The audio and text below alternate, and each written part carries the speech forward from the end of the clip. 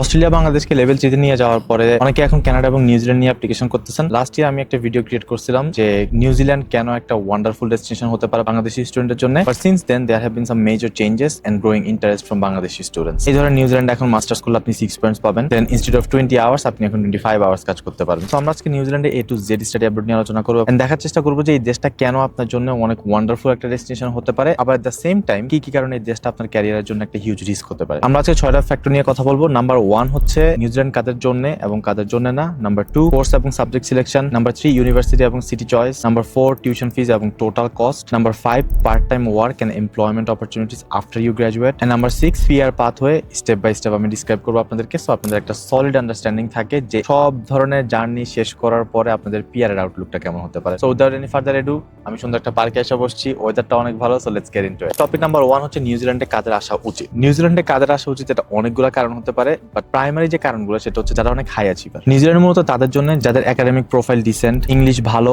Budget realistic, তারপর Canada এবং অস্ট্রেলিয়ার ভিড়ের মধ্যে আপনি হারায় যেতে চাইতেছেন না, যারা small consistent but predictable opportunity খুঁজতেছেন। Why did I say predictable? কারণ কানাডা এবং ইউকের মতো নিউজিল্যান্ড রাতে এক রুল ইন্ট্রোডিউস করে না, সকালে একটা রুলস চেঞ্জ করে না। নাম্বার 2 পিআর ফোকাসড, যাদের ব্যাংক অ্যাকাউন্টে ডিসেন্ট একটা অ্যামাউন্ট আছে এবং পিআর পাওয়াটা হচ্ছে আপনার মেইন প্রায়োরিটি, এবং যারা already IT, engineering, nursing, education, health care, এগ্রিকালচারের মতো ডিমান্ডিং ফিল্ডগুলোতে আছেন অথবা এগুলো এক্সপ্লোর করতে চাচ্ছেন। বিকজ গ্রিন লিস্টের কথা আমরা সবাই জানি, গ্রিন লিস্টের একটা প্রোগ্রাম যদি আপনি নিতে পারেন তাহলে পিআর পাওয়াটা নিউজিল্যান্ডে very easy and very predictable. Number 3 হচ্ছে যারা অনেক ভালো এডুকেশন চান এবং আপনাদের কোনো প্যারা নাই যে আপনারা ওখানে গিয়ে ভালো এডুকেশন করবেন, ওয়ার্ক এক্সপিরিয়েন্স নেবেন, দেন আপনারা দেশে চলে আসবেন অথবা অন্য কোনো দেশে এক্সপ্লোর করবেন, আরো ইন্টারন্যাশনাল এক্সপোজার নেবেন, নিয়ে দেশে এসে ভালো একটা কিছু করতে চান। নাম্বার 4 হচ্ছে যারা হ্যাভেনি নার্থ দেখতে চান এবং পিসফুল একটা কান্ট্রিতে থাকতে চান, কারণ নিউজিল্যান্ড হচ্ছে 4th peaceful country in the world. So আপনি যদি নিউজিল্যান্ডে যান অনেক সুন্দর এনভায়রনমেন্টের মধ্যে পিসফুলি থাকতে পারবেন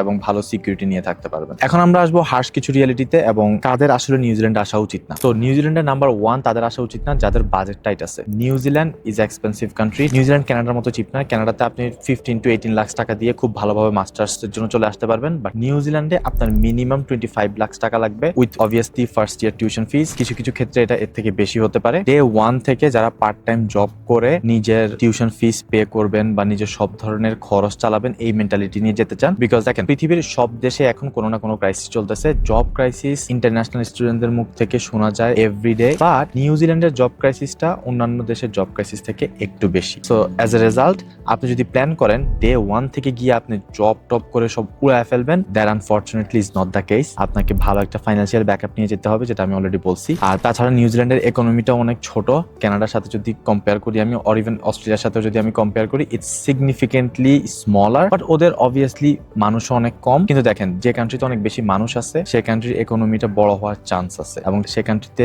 নতুন নতুন অপরচুনিটিস ক্রিয়েট হওয়ার চান্স থাকে। That's not the case for this country. তবে জবের ক্ষেত্রে আপনি 1 থেকে 2 মাসের মধ্যে জব পেয়ে যাবেন। আমি একটা ওয়ার্নিং দিয়ে রাখতে চাই আপনাদেরকে, কিছু মানুষ আপনাদেরকে ডিমোটিভেট করবে যে আপনি চাকরি পাবেন না, 8 মাস ধরে বসে থাকবেন, 9 মাস ধরে বসে থাকবেন। That is not the case for everyone. Because আমি পার্সোনালি এমন মানুষকে দেখছি যারা সেম ইউনিভার্সিটিতে সেম সিটিতে এসে কেউ 2 মাসের ভিতরে জব পাইছে, কেউ 1 সপ্তাহের মধ্যে জব পায়, আবার কেউ 12 মাসের জব পায় না। How do you explain it? There is no explanation for this. এটা হচ্ছে পার্সন টু পার্সন ভ্যারি করে। সো আপনার জন্য যেটা অ্যাপ্লিকেবল হবে, আপনার ক্যাপাবিলিটি যেমন হবে, আমার ক্যাপাবিলিটি যেমন হবে না, আমার জন্য সেটা অ্যাপ্লিকেবল হবে না। নাম্বার 2 হচ্ছে আপনি যদি সুপার ডুপার ভিশনারি হন। Why do I say that? Because দেখেন নিউজিল্যান্ড ছোট একটা কান্ট্রি এবং এদের ইন্টারন্যাশনাল এক্সপোজারটা অনেক কম। সো ধরেন আপনি যদি গুগলে কাজ করতে চান, অনেক ভালো একটা প্রোডাক্ট ডেভেলপার হতে চান অথবা প্রোডাক্ট ওনার হতে চান, এই অপরচুনিটিস গুলো হয়তো আপনি নিউজিল্যান্ডে পাবেন না। আবার যদি আপনি টপ 5 মানে খুবই বড় বড় ইনভেস্টমেন্ট ফার্মস গুলোতে কাজ করতে চান, সেগুলোর জন্য আপনাকে অপরচুনিটি হান্ট করতে হবে অস্ট্রেলিয়াতে অথবা ইউএসএ তে, আপনি সেই চান্স গুলাও নিউজিল্যান্ডে পাবেন না। সো বেসিক্যালি আপনি যদি জাহিদ সবুর ভাই, যিনি গুগলের সিনিয়র ডিরেক্টর, আপনি যদি ওনার মতো হতে চান, ওনার মতো ভিশনারিজ কোনো হাই লেভেলের পজিশনে যেতে চান, তাহলে দেখবেন যে there is a choke point. ওই চোক পয়েন্টের পথে নেক্সট লেভেল আপ করা almost impossible. Like I said, নিউজিল্যান্ডের ইকোনমিটা অনেক ছোট, এখানে অ্যামাজন, গুগল, মেটার মতো বড় বড় কোম্পানিদের হেডকোয়ার্টার নাই। সো আপনি যদি টেকে অনেক ভালো ক্যারিয়ার করতে চান, আপনাকে কানাডা, ইউএস, ইউকে, আয়ারল্যান্ড এই টাইপস অফ কান্ট্রিগুলোতে চুজ করে নিতে হবে। দেন আরেক টাইপস অফ মানুষ যাদের পড়া উচিত না, তারা হচ্ছে যারা আপনারা গ্রিন লিস্টের প্রোগ্রাম চুজ করতে পারবেন না। নিউজিল্যান্ডে পিআর পাওয়াটা খুবই ইজি হতে পারে যদি আপনি গ্রিন লিস্টেড কোনো একটা প্রোগ্রাম চুজ করেন। যদি গ্রিন লিস্টেড কোনো প্রোগ্রাম আপনি না চুজ করেন, আপনি যদি জেনেরিক যেমন international business management types of program যদি চুজ করেন, তাহলে আপনার পিআর এর জার্নিটা অনেক স্ট্রাগল হতে পারে, আপনার অনেক সময় লাগতে পারে। যে জিনিসটা চিন্তা করে আপনি নিউজিল্যান্ডে যাচ্ছেন যে আপনি অনেক তাড়াতাড়ি পিআর পেয়ে যাবেন, সেটা may not come true. And finally weak financial documents. আপনাদের যাদের ফাইন্যান্সিয়াল অত ভালো স্টেবিলিটি নাই, যারা 25 লাখ 30 লাখ চাকরি একটা ব্যাকআপ নিয়ে আসতে পারবেন না, যারা ফ্যামিলি থেকে বিপদে পড়লো কোনো রকম সাপোর্ট পাবেন না, তাদের মোস্ট লাইকলি নিউজিল্যান্ড অ্যাভয়েড করা উচিত। সো আমি বলবো যে ফ্যামিলির সাথে ভালোভাবে কথা বলেন এন্ড ফিগার আউট করেন যে ওরা আপনাকে কেমন সাপোর্ট করতে পারবে। সো এটাই হচ্ছে মোটামুটি কাদের আসা উচিত এবং কাদের আসা উচিত না। এখন আমরা আমাদের next topic course and subject selection আমরা জাম্প করবো। নিউজিল্যান্ডের কোর্স এবং সাবজেক্ট সিলেকশন সবচেয়ে ইম্পর্টেন্ট, আর এটা করতে হবে ওদের যে পিআর পাথওয়ে আছে সেটার মাধ্যমে। সো ওদের পিআর পাথওয়েটা ওরা 3টা ভাগে ভাগ করে, যেটা আমি একটা রিসেন্ট ফেসবুক পোস্টে পান্তাপাত্রের মতো বুঝাই দিয়েছি। লিঙ্কটা আমি ডিসক্রিপশনে অথবা কমেন্টে দিয়ে রাখবো, আপনারা চাইলে দেখে নিতে পারেন। বাট ইন জেনারেল 3টা পাথওয়ের মধ্যে skill migrant category resident visa, care workforce and transport, green list pathway to resident. এই গ্রিন লিস্ট পাথওয়ে টু রেসিডেন্টটা নিয়ে হচ্ছে আমি সবচেয়ে বেশি অপটিমিস্টিক, বিকজ গ্রিন লিস্টের আন্ডার থেকে যদি আপনি কোনো একটা কোর্স নিতে পারেন তাহলে গ্র্যাজুয়েশনের সাথে সাথে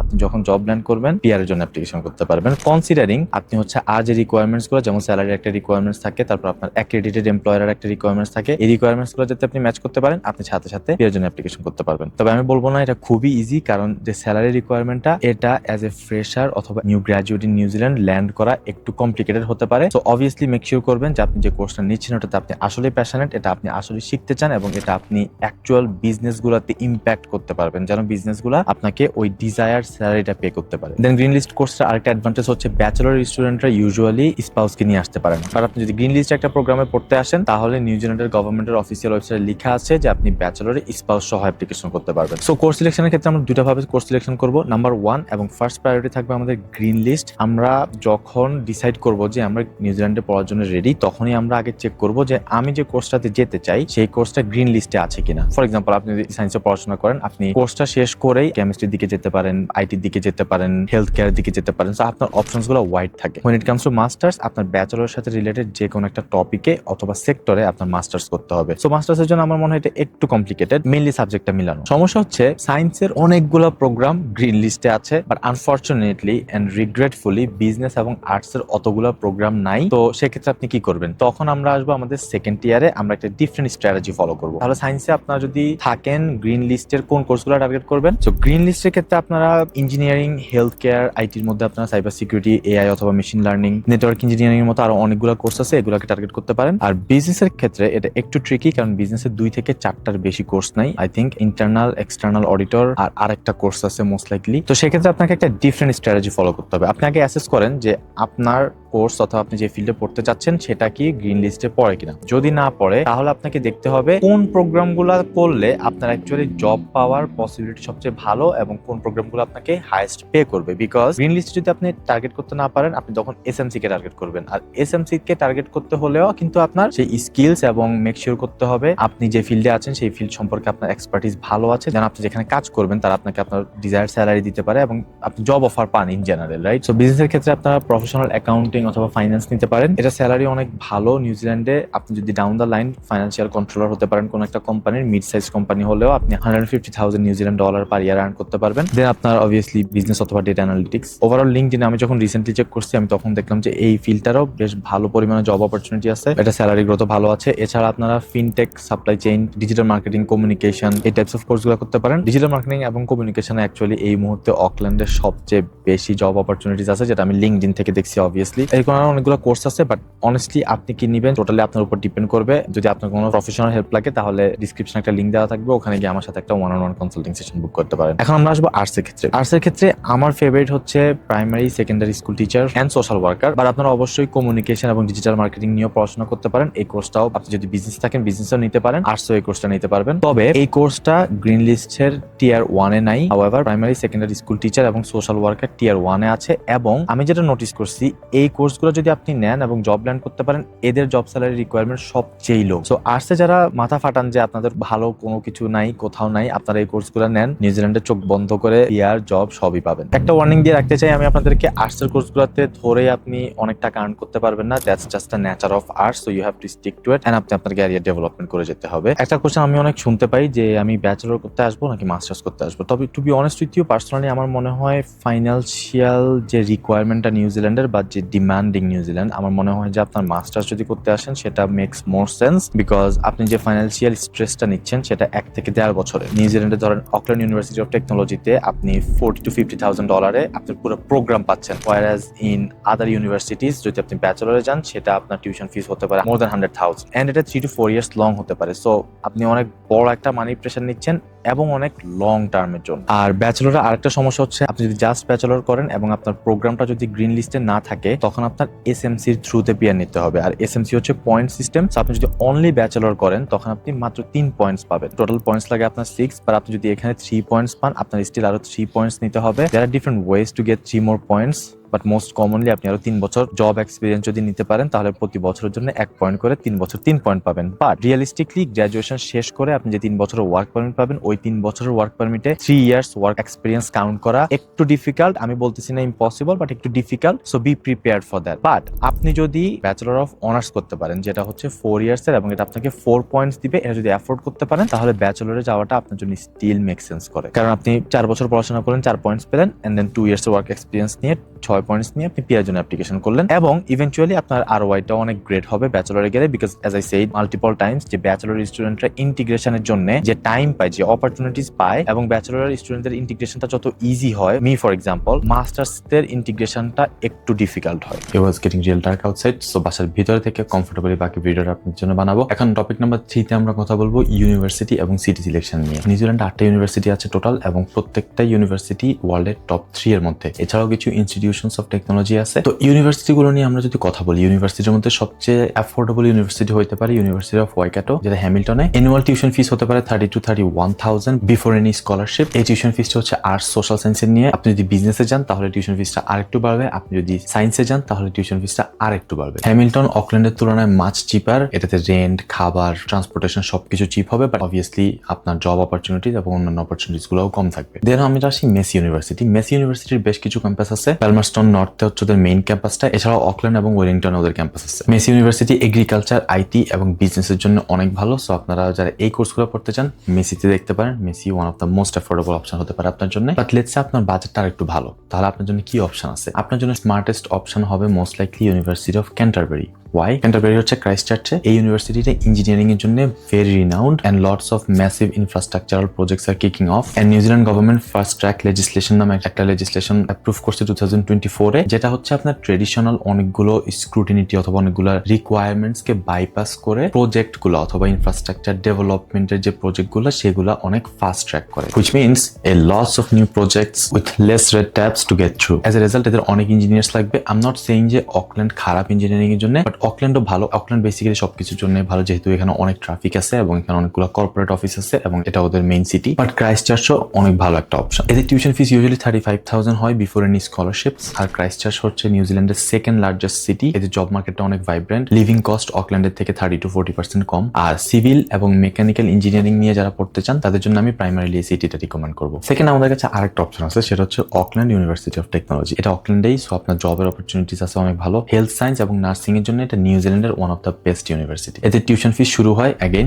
বিফোর এনি স্কলারশিপ 35,000 থেকে। অকল্যান্ড অনেক এক্সপেন্সিভ হতে পারে, বাট হেলথ কেয়ার অথবা আইটি অথবা বিজনেস নিয়ে যারা পড়তে চান তাদের জন্য অকল্যান্ড ইউনিভার্সিটি অফ টেকনোলজিটা ভালো অ্যাফোর্ডেবল হতে পারে। এন্ড ফাইনালি আমাদের সবচেয়ে ভালো ইউনিভার্সিটি হচ্ছে ইউনিভার্সিটি অফ অকল্যান্ড। এটা অনেক প্রেস্টিজিয়াস, অনেক ভালো রিসার্চ ফ্যাসিলিটিস আছে, ওদের ফ্যাকাল্টি গুলো অনেক রিনাউন্ড, এন্ড ওদের টিউশন ফিস অনেক বেশি, লাইক $50,000 দিয়ে স্টার্ট হয়। However we always figure a way out. আপনি যদি পিএইচডি করতে চান কিন্তু আপনার যদি প্রোফাইল অত ভালো না হয়, তাহলে আপনি ইউনিভার্সিটি অফ অকল্যান্ডে পিএইচডি করতে পারেন ডোমেস্টিক টিউশন ফিস দিয়ে। ডোমেস্টিক টিউশন ফিস ইউজুয়ালি $8,000 থেকে $9,000 হয়। আপনি ইয়ারলি $8,000 থেকে $9,000 টিউশন ফিস দিচ্ছেন এবং আনলিমিটেড কাজ করার চান্স পাচ্ছেন। It's a win win to me. এখন আমরা কথা বলি সিটি কম্পারিজন নিয়ে।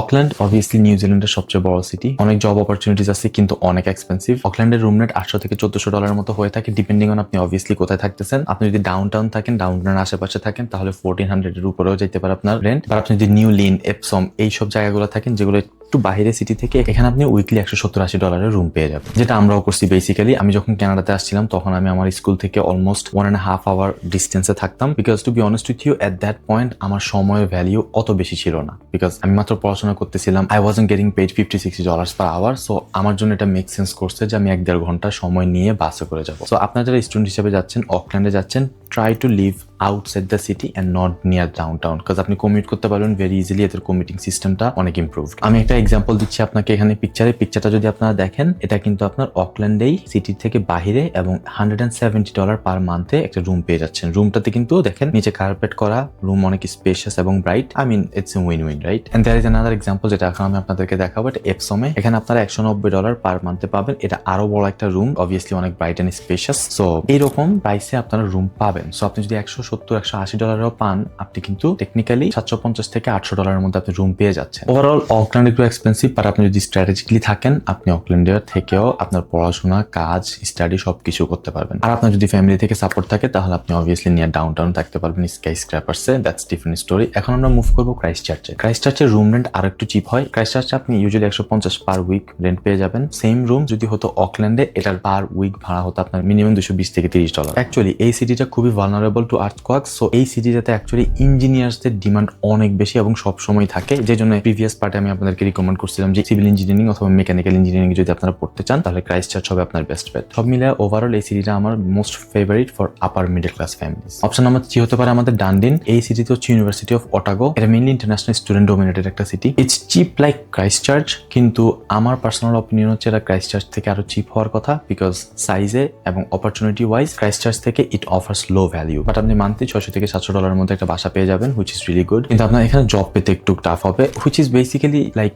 রেজাইনা ইন কানাডা। সিটিটা ছোট, অনেক বেশি ইন্টারন্যাশনাল স্টুডেন্ট থাকে, অপরচুনিটিস আছে but not a whole lot. Then আমরা আসবো ফাইনালি হ্যামিল্টন। হ্যামিল্টন অনেক অ্যাফোর্ডেবল কিন্তু স্মল একটা সিটি। এখানে আপনি ইউনিভার্সিটি অফ ওয়াইকাটোর আশেপাশে $140 পার উইকে রেন্ট পেয়ে যাবেন। কিন্তু আপনি যদি মেইন সিটি সেন্টার থেকে একটু দূরে থাকেন, তাহলে কিন্তু আপনার job opportunities limited, but again you can always commute to the city centre. এখানে যদি আমরা একটা এক্সাম্পল দেখি, দেখেন আপনি যদি সিটি সেন্টার থেকে একটু বাহিরে থাকেন, তাহলে $135 পার উইক আপনি খুবই সুন্দর একটা বাসা পাচ্ছেন। এদের শাওয়ারটাও কিন্তু সেই। এই বাসার অন্যান্য আরো অনেকগুলো সুন্দর সুন্দর রুম আছে আমি দেখছিলাম, বাট শাওয়ারটা অনেক এক্সক্লুসিভ, তাই এটা ছবি দেখাচ্ছি আপনাদেরকে। সো আমার অনেক ট্রেড অফ হচ্ছে, দেখেন আপনি যদি অকল্যান্ড থাকেন, ক্রাইস্টচার্চে থাকেন, এগুলোতে আপনার জব অপরচুনিটিস ভালো। আপনি বলেন পার্ট টাইম, আপনি বলেন আফটার গ্রাজুয়েশন, অ্যাজ সাচ এগুলোতে আপনার রেন্ট অথবা এক্সপেন্সেস গুলোও একটু বেশি হবে। আর আপনি যদি বলেন যে আপনি একটু ছোট শহরে থাকবেন, তাহলে আপনার কাছে অপশন আছে, বাট অপরচুনিটিস কম থাকবে। ওকে, এখন সেকশন 4 আমরা কথা বলবো টিউশন ফিস নিয়ে। আমি এখানে রিয়েল নাম্বারস গুলো আপনাদেরকে দেখাবো এবং এরপরের সেকশনে আমরা পার্ট টাইম জব নিয়ে কথা বলবো এবং দেখার চেষ্টা করবো যে আপনার যে টিউশন ফিসটা সেটাকে আপনি পার্ট টাইম জব করে উঠাতে পারবেন কিনা। First of all,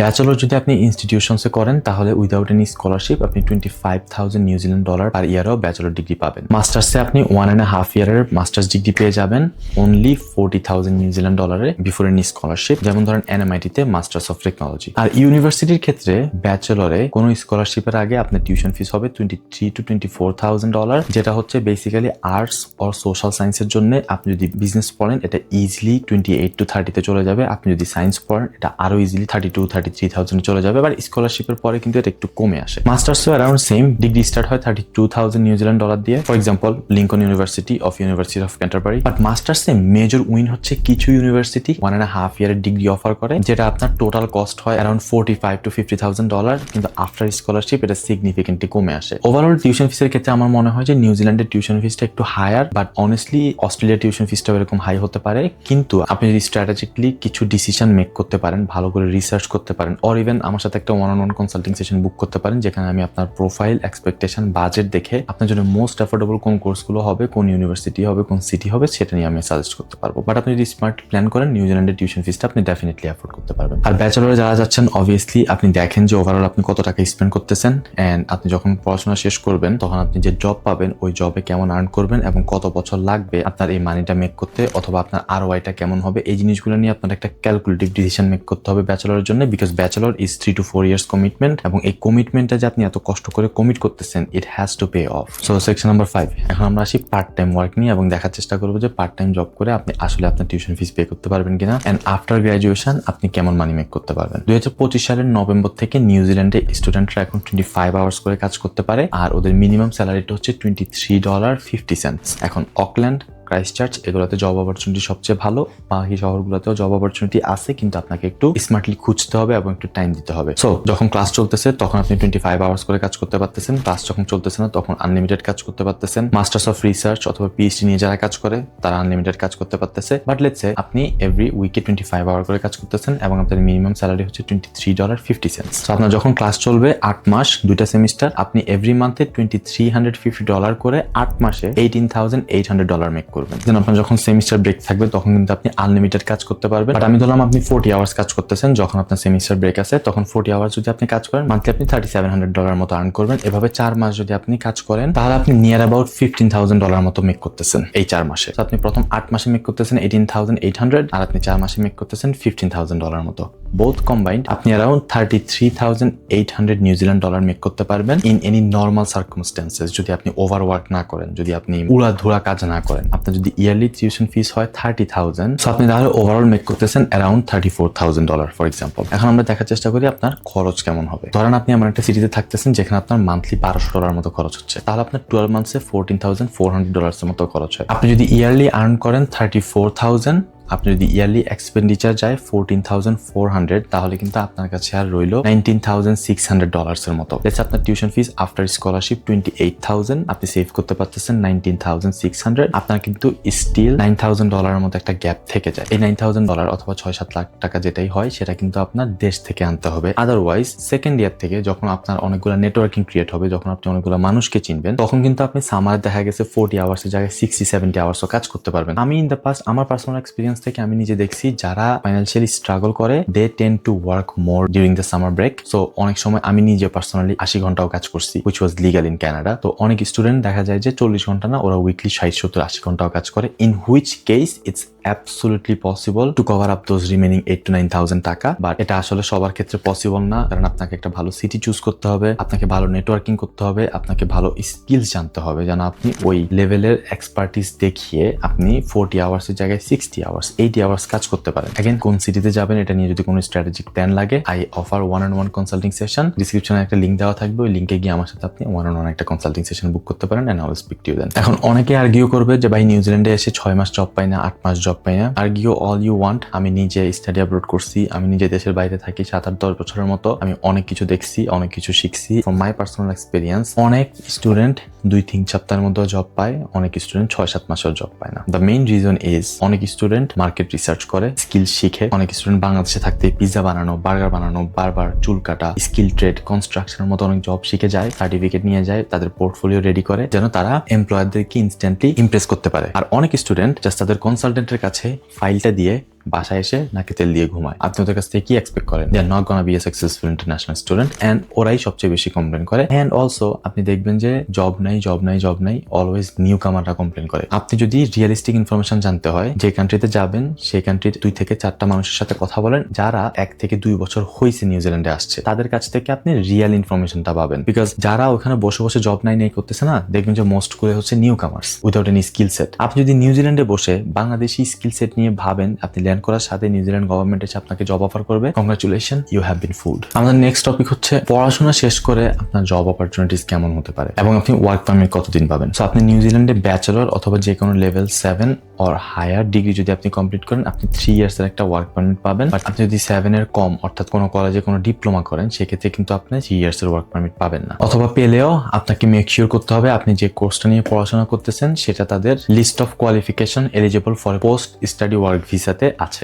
and after all of this আপনি যে ফিল্ডে স্টাডি করতেছেন ওই ফিল্ডে আপনার একটা জবও ম্যানেজ করতে হবে। So it's a very complicated process. এই জন্য আমি সবাইকে রিকমেন্ড করবো যে আপনারা একটা ব্যাচেলর অথবা লেভেল 7 এর ডিগ্রি করেন। এখন আছে ওদের জব মার্কেট নিয়ে। To be honest with you, নিউজিল্যান্ডের জব মার্কেট অস্ট্রেলিয়ার জব মার্কেট থেকে ছোট, অস্ট্রেলিয়ার জব মার্কেট আবার কানাডার জব মার্কেট থেকেও ছোট, বিকজ নিউজিল্যান্ডের ইকোনমিটা অনেক বেশি ছোট। তো ইন্টারন্যাশনাল স্টুডেন্টদের জন্য স্কিল এমপ্লয়মেন্ট পাওয়া অথবা ফার্স্ট জব ল্যান্ড করা অনেক চ্যালেঞ্জিং হতে পারে। আপনার জন্য স্ট্র্যাটেজিক অপশন হবে দেখা যে কোন কোর্সগুলো ওদের গ্রিন লিস্টে আছে। এখন গ্রিন লিস্টের সব কোর্স আবার আপনার কিন্তু সমানভাবে ডিমান্ড থাকে না, যেমন আপনার নার্সিং, এডুকেশন, আইটির কিছু স্পেসিফিক কোর্স অলওয়েজ ডিমান্ডে থাকে। এছাড়াও আপনারা দেখবেন যে আরো অনেকগুলো গ্রিন লিস্টে কোর্স আছে, কিন্তু এগুলোতে জব যখন খুঁজতে যাবেন reality will be different. So আপনাকে যেটা করতে হবে অবভিয়াসলি মার্কেট রিসার্চ করবেন। যদি শর্টকাট কোনো কিছু চান there is no shortcut, but shortcut যদি জাস্ট একটু আইডিয়া নিতে চান গ্রিন লিস্টে দেখবেন যে কোন জব অকুপেশন গুলো টিয়ার 1 এ আছে এন্ড ওদের স্যালারি রিকোয়ারমেন্টটা কম। বিকজ স্যালারি রিকোয়ারমেন্ট কম মানে ওদের ওই ফিল্ডে আসলে অনেক মানুষ লাগবে and they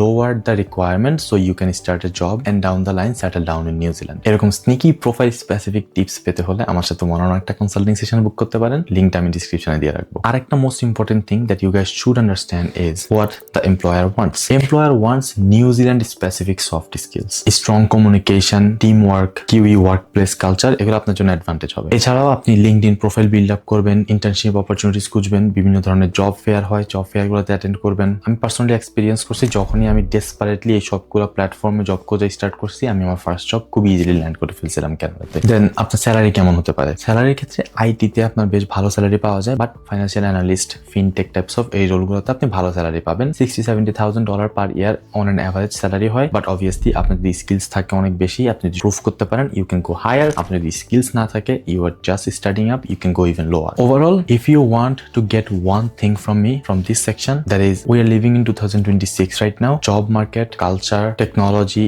everything has changed. Covid এর পরে ম্যাসিভ চেঞ্জ আসছে পুরো ইন্ডাস্ট্রিতে। সো এখন আর ওইরকম হায়ারিং হচ্ছে না, এআই সেটাকে আরো ডিস্ট্রয় করে দিছে। You have to define yourself differently from everyone else so that এমপ্লয়াররা আপনাকে প্রেফার করে ওভার 900 আদার ক্যান্ডিডেটস। আর আপনি যদি অ্যাভারেজ কেউ হন যে আপনি জাস্ট লিঙ্কডইনে ঢুকলেন, ইজি টু অ্যাপ্লাই দিলেন, ক্লিক ক্লিক ক্লিক অ্যাপ্লাই করে দিলেন, done, well then you're gonna compete 900 people. So let's talk about PR now. PR এর জন্য অনেকগুলো পাথওয়ে আছে, বাট মোস্ট কমন হচ্ছে SMC অথবা স্কিলড মাইগ্রেন্ট ক্যাটাগরি, আর হচ্ছে গ্রিন লিস্ট। গ্রিন লিস্টও আবার দুইটা ক্যাটাগরি আছে। সো গ্রিন লিস্ট নিয়ে যদি আমরা স্টার্ট করি, গ্রিন লিস্টে দুইটা টিয়ার থাকে, টিয়ার 1 এবং টিয়ার 2। টিয়ার 1 হচ্ছে আপনি straight to residence, that means ওই টিয়ারে যদি আপনি একটা জব ম্যানেজ করতে পারেন, ওদের স্যালারি থ্রেশহোল্ড মিট করতে পারেন এবং অ্যাক্রেডিটেড একটা এমপ্লয়ারের সাথে জব ম্যানেজ করতে পারেন, তাহলে আপনি জব পাওয়ার সাথে সাথে স্ট্রেট অ্যাপ্লিকেশন করতে পারবেন PR এর জন্য। However it's easier said than done. যেটা আপনার PR পাওয়ার রাস্তা অনেক ইজি করে দিবে, আপনাকে বুঝতে হবে ওইটা অ্যাচিভ করা will not be that simple. Most complicated আমার কাছে যেটা মনে হয় সেটা হচ্ছে স্যালারি থ্রেশহোল্ডটা মিট করা। স্যালারি থ্রেশহোল্ডটা আমি পার্সোনালি দেখছি অ্যাজ এ ফ্রেশার, ওই স্যালারি থ্রেশহোল্ডটা মিট করা আসলে অনেক হার্ড। সো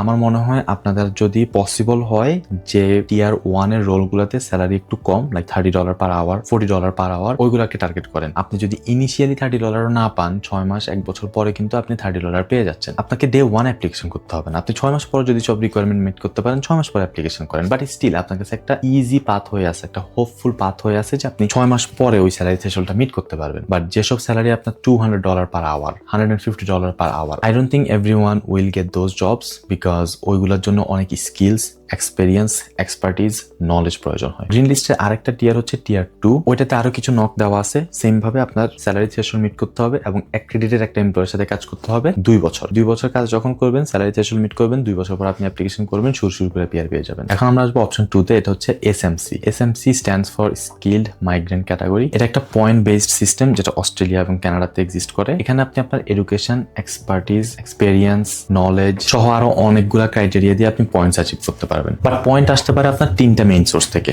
নাম্বার 1 হচ্ছে নিউজিল্যান্ড কোয়ালিফিকেশন। ধরেন আপনি একটা ব্যাচেলর ডিগ্রি করলেন যেটা লেভেল 7, ওটা থেকে আপনি 3 পয়েন্টস পাবেন। আপনি যদি ব্যাচেলর অফ অনার্স করেন 4 ইয়ার্স এর 4 পয়েন্টস পাবেন। আপনি যদি মাস্টার্স করেন, PhD করেন, ডিরেক্ট 6 পয়েন্টস পাবেন। And how many points do you need to apply for PR? 6। So masters এবং PhD যারা করতেছেন তাদের জন্য much easier to get PR। আরেকটা হয়তো আপনারা পয়েন্ট অ্যাচিভ করতে পারেন, সেটা হচ্ছে নিউজিল্যান্ড হাই ইনকাম একটা সার্টেন থ্রেশহোল্ডের উপরে গেলে আপনি একটা সার্টেন পয়েন্টস পাবেন। আরেকটা হচ্ছে আপনার অকুপেশনাল রেজিস্ট্রেশন। অনেকগুলো অকুপেশন আছে যেগুলোতে রেজিস্ট্রেশন করার একটা অপশন থাকে, আপনি যদি রেজিস্ট্রেশন করেন আপনি সেখান থেকে এক্সট্রা পয়েন্টস পেতে পারবেন। And finally work experience. Every year you work you get 1 point.